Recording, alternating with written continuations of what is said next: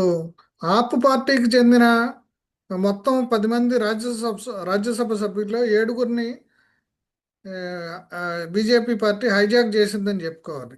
ఎందుకంటే రాఘవ చెడ్డా నాయకత్వంలో సందీప్ పాదక్, అశోక్ మిట్టలు, హర్భజన్ సింగ్, స్వాతి మాలివాలు, విక్రమ్ సాని, రాజేంద్ర గుప్తా వీళ్ళందరూ కూడా ఒక్కసారిగా రాజ్ బీజేపీలోకి ఫిరాయించడమే కాకుండా తమ ఏడుగురితోటి ఒక బ్లాక్గా ఏర్పడి బీజేపీలోకి మెర్జ్ అయ్యారు.